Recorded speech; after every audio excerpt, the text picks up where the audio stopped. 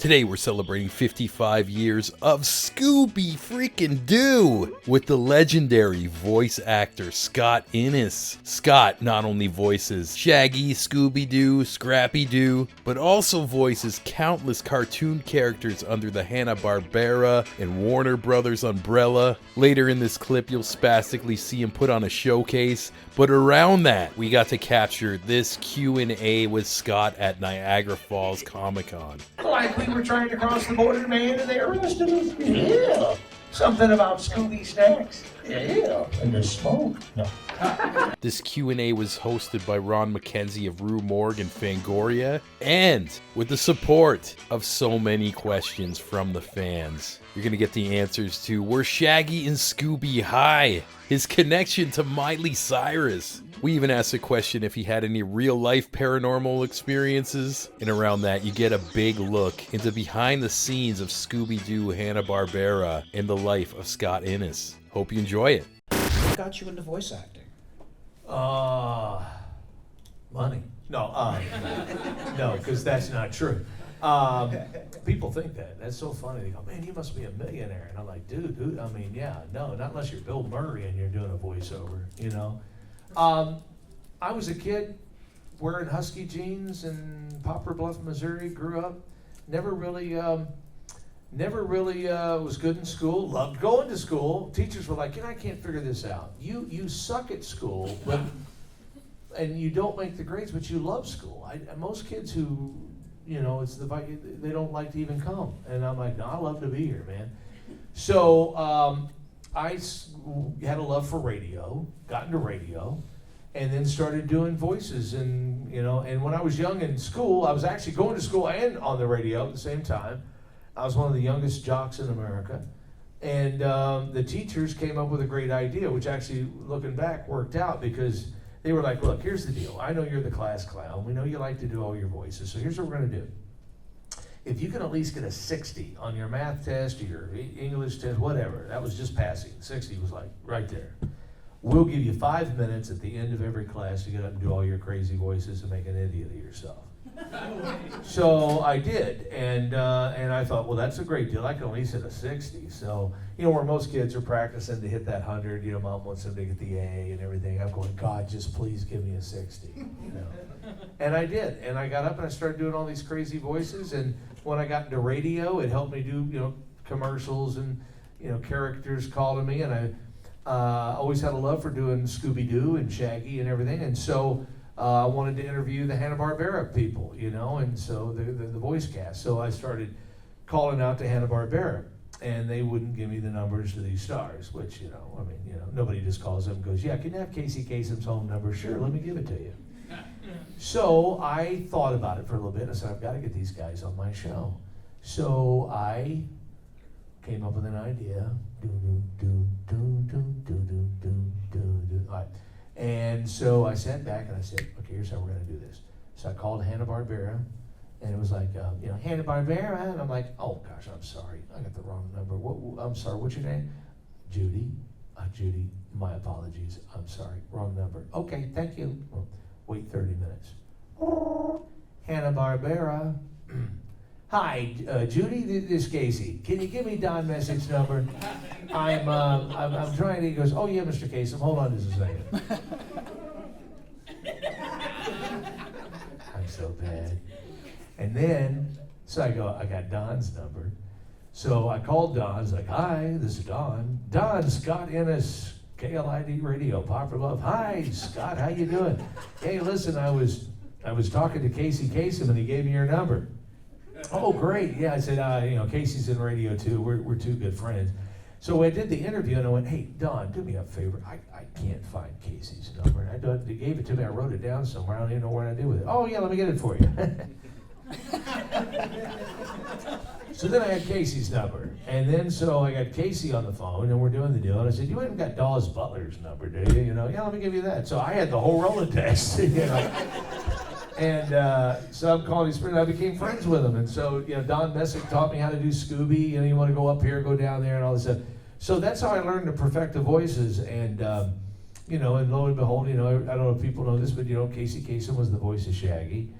And like, I ran American Top 40 for so many years on KLID that I used to mimic. I was like, God, if I hear another dog death dedication, a listener writes, Dear Casey, my dog died last week and I'd like to send a song out to him. It's called I'm Still Standing by Elton John. Well, unfortunately, Tom, he's not. He's 6 feet under. But I'll play the song anyway. So I learned how to do that, and then I just went from doing, Casey to like kicking it up a little higher doing Shaggy. So we perfected that, and then one thing led to another. Years later, I ended up auditioning for Scooby, for Scooby-Doo on Zombie Island, and then they heard my Shaggy after I went out and did Zombie Island, and they're like, oh my God, you do, Casey Kasem. In fact, what's really cool, because when Scooby-Doo and the Witch's Ghost came out, my first official title is Shaggy, USA Today ran a story on it, and they said, Scott's Casey Kasem is so uncanny, you almost can't tell the difference.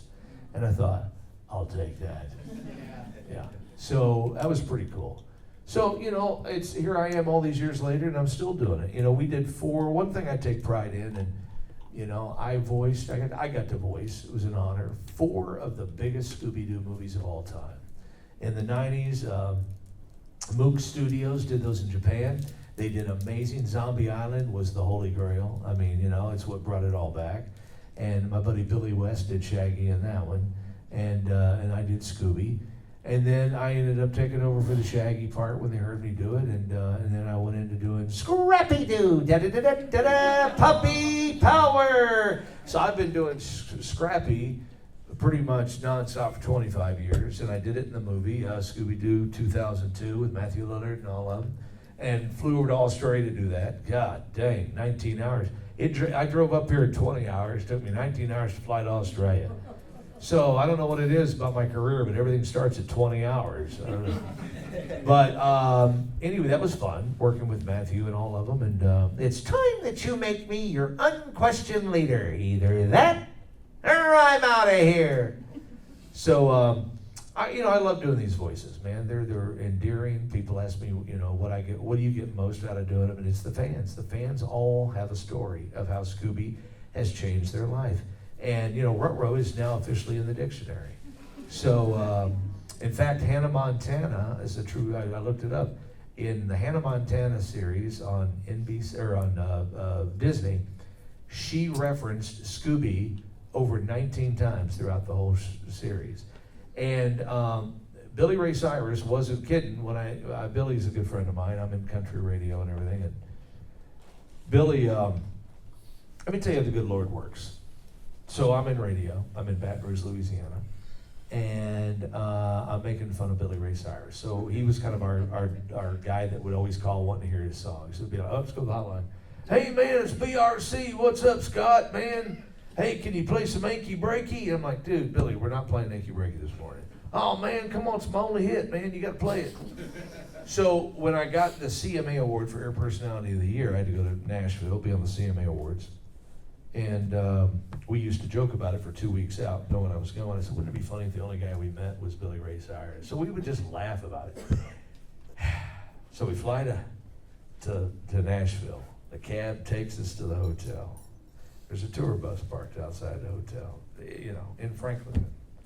We get out, and we're getting the bags out of the back of the cab. And I look over and I tell my partner, Bob Bishop, I said, hey, Bob, freaking Billy Ray Cyrus. And he goes, that's funny. And the joke just keeps going. I said, no, that's Billy Ray Cyrus.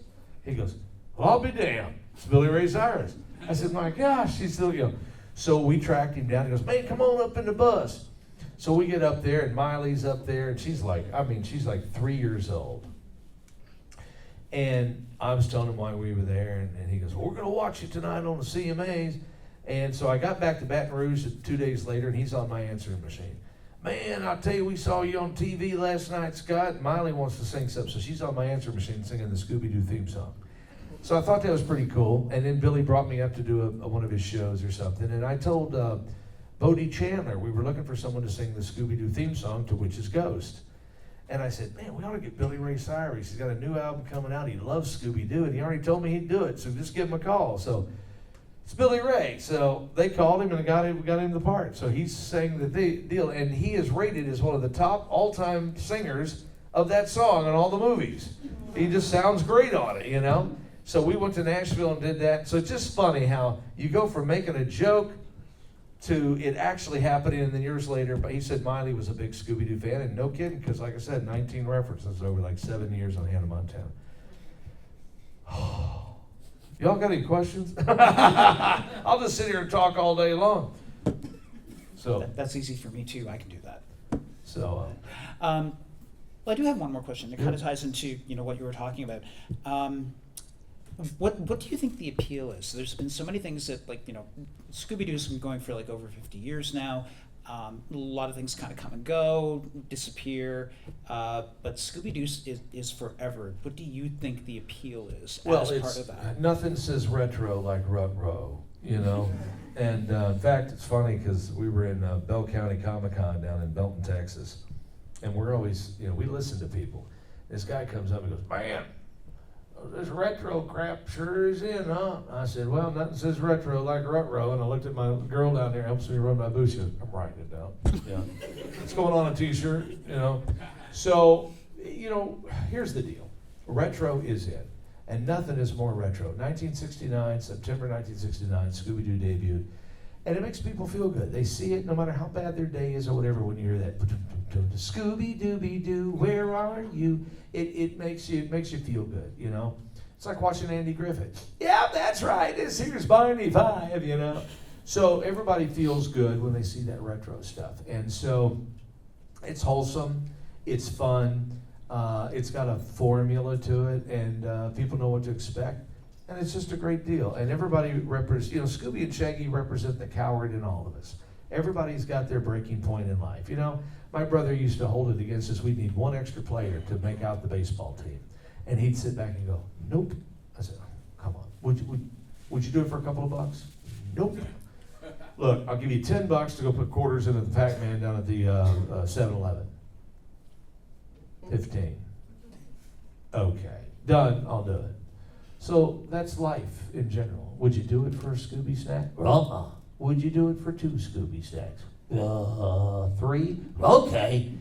So, he echoes everything that we are in this world, and people love it. And who couldn't love when you hear, "Scooby-Doo, where are you?" And, "Well, I'm over here." So, it's just, people love it, and they're going to always love it. And Scooby-Doo is one of the longest running cartoon series that has never gone off of TV. It has always been played somewhere in the world. And what a great testimony. So at some point in time, people started to perceive that Shaggy was always high. I don't know what gave that deal, just because we love to eat and the munchies. It's not true, right, Scoob? Well, I'm with you, Raggy. No, having some fun there, but no. People ask me that all the time. Well, Cartoon Network actually did a deal, and I don't ever promote that because I tell people that those aren't stoners. I just think people that were writing them were stoners, right?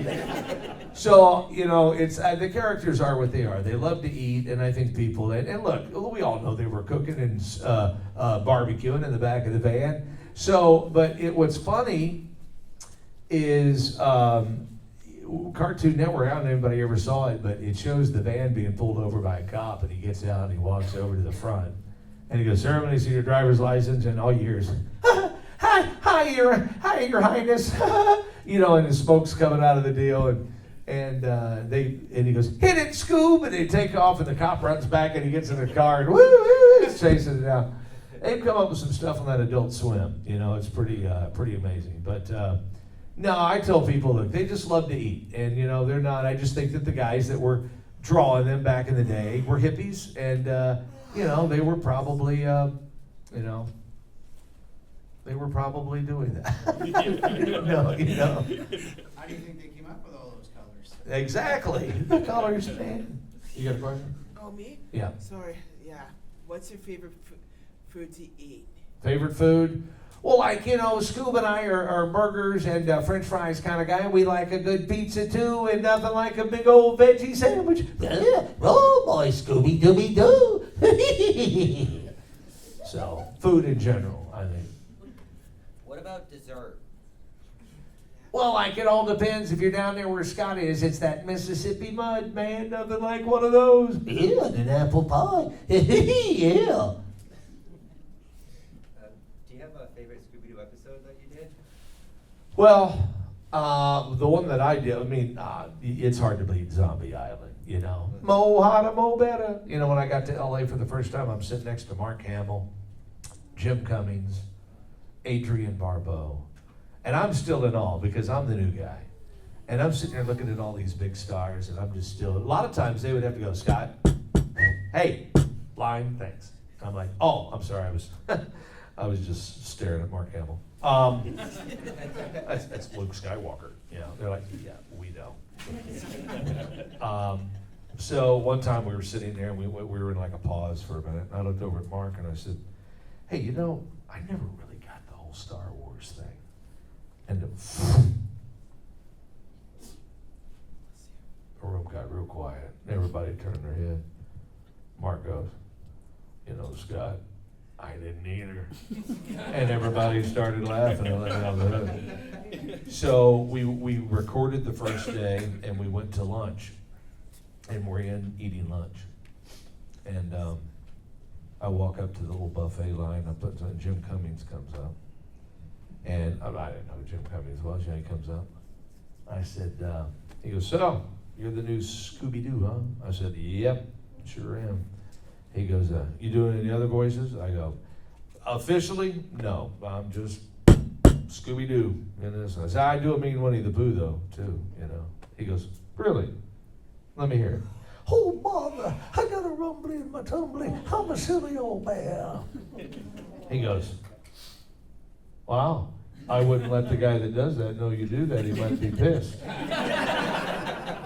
And I went, I'm telling you.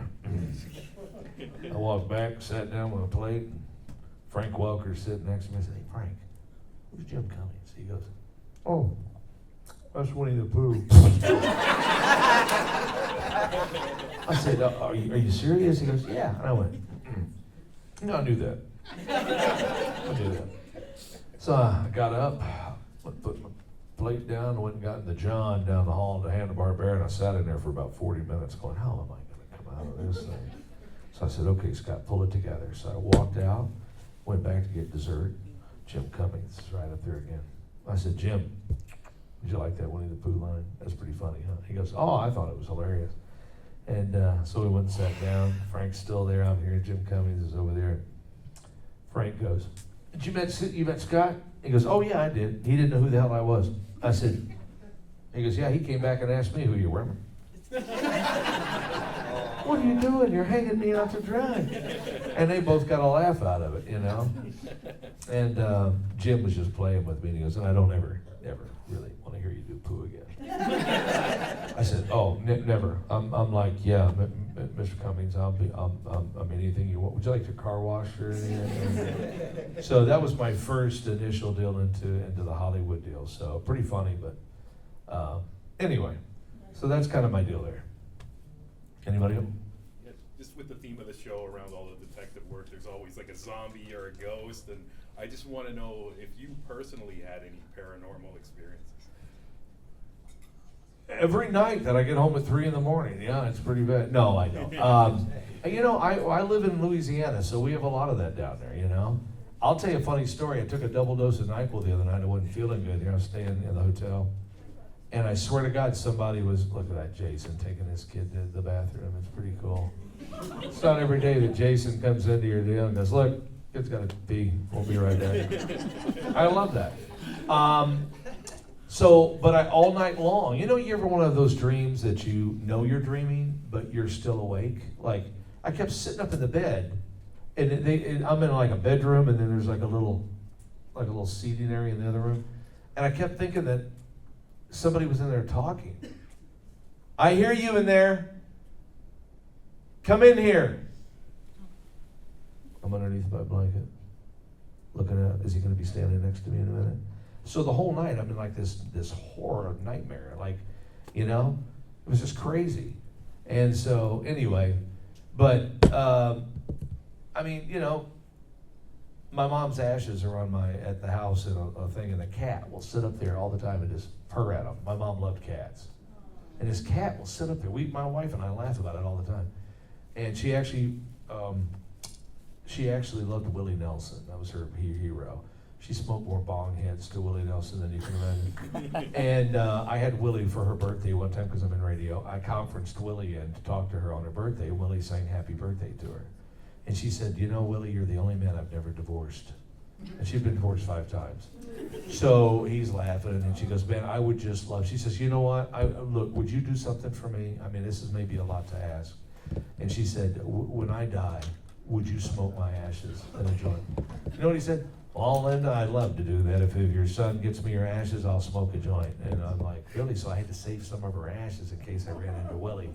So they're sitting on my deal at the house, and the cat will get up there and just sit there. And she named her cat Willie Nelson. So so we think it's a cat thing, and the cat just sits and talks to my mom. I guess, I don't know. When's Scotty gonna get Willie to smoke me? He's gonna die soon. I gotta, So anyway, but yeah, I mean, I've had some things. I believe in all that, Are you hot? No, I'm just falling asleep. Sorry about that. Oh my God. Don't fall asleep. I'm not trying to fall asleep. Hey, wake up. There you go. That's $20. Pay at my booth. No. Just trying to help you. Do you got any more? Well, I have like a really stupid question, but nothing is stupid in this room. We're all geeks, remember? Would you either dress up as Scooby-Doo or would you dress up as Shaggy? I'm going as Velma. That's hot. I don't care. You put that skirt and that hair and that jinkies. I mean, I'm telling you, it happens. And people always ask me, is it Velma or Daphne? Look, if you don't say Velma, something is wrong with you. There's got to be. When you found out that Scrappy was the secret villain of the first movie, how did you react? Should never have been that. I don't know. I disagree with that. I've talked to James Gunn about it. I said, they should have ultimately, I'd say right now, if you ultimately wanted to piss people off, you should have made him the hero. Then people, you know what I mean? But they made him the villain, and I don't know. Here's the thing. Scrappy gets a bad rap, and he shouldn't, because if it was not for Scrappy-Doo, there would not be a Scooby-Doo, period. In 1979, ABC, it had already got off CBS, ABC picked it up. It had gone, they brought Bill Hanna and Joe Barbera into a meeting. And they said, listen, we hate to do this to you, but we're going to have to cancel Scooby-Doo. The ratings have plummeted, and we're going to cancel it. And they're like, wait, what? That's our signature show. Well, now they had other shows on, right? The Hana-Barbera shows. So they said, man, you can't do it. You can't do that. So the guy at ABC said, tell you what we're going to do. We're going to give you one more season, one more fall season, because you have delivered. And he says, so you better make the ratings good, or at the end of this fall season, they're done. And so they went back, and they got the drawing board, and they created Scrappy-Doo. Da-da-da-da-da-da! Puppy power! Hi, Uncle Scooby! I'm Scrappy-Doo! Da-da-da-da-da-da-da-da-da. Yeah. And the ratings went through the roof, and that's what saved Scooby-Doo. I'm currently trying to get Warner Brothers, I'm fixing to pitch it, to make Scrappy the spokesperson for anti-bullying in school. Give him a big dose of puppy power. Because here's the deal, Scrappy always stuck up for himself when nobody else would, right? So we're trying to teach kids that if you're being bullied, and I was bullied in school, you gotta sometimes just call him on it, and it's kind of like in the Christmas Story. Remember when Ralphie had enough and he finally just went over there and hit the kid? Dude, the kid was like, went home crying. Sometimes that's what you got to do. Scrappy's got to stand up and teach these kids. Sometimes you just got to stand up to them and they'll back down. But if you let kids walk all over you, they will continue to do it. Because fear, that's where Freddy Krueger, the whole thing, right? You fall asleep, you're scared, he thrived on that. But if you stood up to him, he didn't know how to, if he wasn't scared. And that's kind of was a lot of that, In real life, that's kind of how that is, You finally just take all the crap you can take, and you just say, you know what, you can hit me all you want, but I'm fixing to pick a 2x4 up, and they're not going to find your nose. Well, the kid may look over and go, boom! You lay him out, he's never touching you ever again. I'm just telling you. So kids are bullied and it's wrong in school, and I'm trying to, I think Scrappy would be a great motivational deal to tell. Stick up for yourself. Give them a big dose of puppy power. Is there anyone that inspired you? Well, everything inspires me. I watch the world go by and I think of crazy ideas. I'm driving down the road and I'm always coming up with stupid ideas. My grandmother inspired me as a kid. She walked in one day, we were in a Ben Franklin store in Poplar Bluff, Missouri, 1972. And I had been watching Scooby-Doo, which had came out in 1969, and I saw this old metal lunchbox. And I said, I gotta have that. So she bought me that metal lunchbox, and I took that to school forever. And that was my first initial collector item. Now I'm one of the world's largest collector of Scooby-Doo memorabilia. So, and I'm selling it right downstairs. Wife wants it out of the house. No. But life's been good, man. We've voiced over 1,000 talking toys, video games. Even though, Matthew Lillard, love him to death. He's super. I love how he spends quality time with the fans. And he does the character justice. And Frank Welker is just a simple legend. And but I've actually been honored to go in and asked to do some Freddy. Every once in a while I did Playmobil Freddy. Well, gang, I guess that wraps up another mystery. Scoob, Shag, you guys go this way. Velma, Daphne, you go with me. Like, how come you're always splitting us up there, Fred? Again, Scoob, Shag, you guys go that. No. And then of course, there's enough of it to go around. I usually get the call when they need the classic sound, when it has to sound identical to the characters. I get that, and I'm honored to do that. I just recently did the Super Bowl ad. We just went in and did some new talking toys for Cracker Barrel Old Time Stores, and I'm doing the new Sevierville, Tennessee, the new Scooby-Doo putt-putt golf down there, one of a kind. So there's enough of it to go around, but I'm glad to have been a small part of a major franchise and to step into the paws of Don Messick and Casey Kasem. God, that's a dream come true. That's a dream come due for anybody. Right? We've got time for one more. Oh, wow. Let's go, actually, you over there. Yep. You got a Back to the Future shirt. Yeah. Marty! When did it die? Are you telling me it's 8:25? Precisely. Favorite movie? You mentioned the lunchbox that you had, right? What other merchandise or maybe production art from Scooby-Doo do you own that you treasure? Well, let me tell you the real quick story on that. This is what happens when you go through a divorce. I own just about every movie cell from every one of my movies, 3 or 4 or 5 of them. I had the one piece movie cell of where Shaggy and Scooby get married in Alien Invaders. Remember that? Well, it was only one cell because it was a shot that was taken. When they said, we'll have a tie-dye wedding. Well, they gave me that shot, and I had it all framed. It was in my house. My wife and I were going through a divorce, and we're great friends now, but she hated me back then. And I was on another date, and phone rings. Yeah. What are you doing? On a date. Oh, really? 4 months and you're already on a date. Well, you kicked my ass to the curb. I'm just telling you. I mean, I don't do lonely good. You know that. Oh, I know, Scott. I know. Well, I'm going to give you 10 minutes to get home. And if you don't get home so we can figure out all this stuff, I'm going to cut your movie cells in half every 10 minutes that you're not here.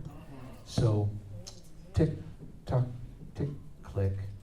I looked over the woman. She goes, do we need to go? I go, she bought those. She knows how much those are. That one cell that she gave me for Christmas was like $4,000. She's not cutting those. Oh crap, I gotta go. Yeah, she just cut that thing in half. All right. Yeah. So, yeah, I got home, 3 of them were cut. That was my prize. That's no longer so. I threw that away. It was no good. But yeah, that was one of them. I've got a bunch of other stuff that, I've got the shrunken head from Scooby-Doo 2002. Remember when he's in love with Mary Jane, they're flirting, and you see him playing the little crawl thing, and he's pulling out shrunken heads? Raja Gosnell gave me one of those shrunken heads. The actual 3D SD that's on the dog, on the poster and everything that they used, the mold was sitting, they were threw the mold back on that they had scanned in the computer, and they put it on Roger Gosnell's desk, and he walked up and he goes, here, you can have that. That's what we've already scanned it. So I got that. And, I've got a bunch of other stuff that was signed to me by Bill Hana and Hana-Barbera and stuff. So, yeah, I got a few things that are really close to my heart. But that lunch pail box is what started it all, So I'll do a few voices real quick here for you. Well, hello, this is Droopy Dog, and I'm so mad I could scream, and I will too. And this is Papa Smurf. Careful, guys. La la la la la la. Smurf, the happy song. Hey, what's up, Doc? This is Bugs. I'm very happy to do him anytime anybody asks. I said, pay attention, boy. I said, you see that little house over there says D-O-G? That spells chicken. Go get 'em, boy. I'm Marvin the Martian, and I'm going to take this. It'll blow your head completely off. Well, hello, everybody. I'm Elmer Fudd. Heavens to Murgatroyd. This is Snagglepuss. What's going on? Stage exit left. And this is Wally Gator, I love my ever-loving Everglades. Yabba dabba doo, it's Frank Flintstone with Bonnie Rubble. All right, Fred. Tonight, Betty and I are going to go bowling. You should come. I'm with you, Bonnie. Down, Dino, down. Yeah, hey, it's Yogi Bear, and I live in Jellystone, and I still pick nigga baskets. And I'm Boo Boo, and I'm always making sure that Yogi doesn't, get in trouble from Mr. Ranger. Yogi, stop feeling those picnic baskets. That spells danger. Blow me down. Skiddly-duck, will you let's get that. Why are there so many songs about rainbows? Hi everybody, it's me, Kermit the Frog here, and another thing that I just took over, and I can't tell anything more about it. Can't tell you what product I'm doing, but at some point you will hear me go, "Hey you guys, Baby Root, Ma, you've been bad. Slot, love Chuck. Love you, Chuck." So, working on that. Thank you. And in the words of Casey Kasem, ladies and gentlemen, keep your feet on the ground and keep reaching for the stars. Y'all come down and see me in my booth, get you an autograph. We're here, Space Americana Scooby-Doo, celebrating 55 years this year, so it's pretty good. Thanks once again to Niagara Falls Comicon for this clip. If you want a lot more of this and some of the most soulful interviews in the arts and entertainment industry, click one of the vids on the screen and subscribe to the Creative Imbalance channel.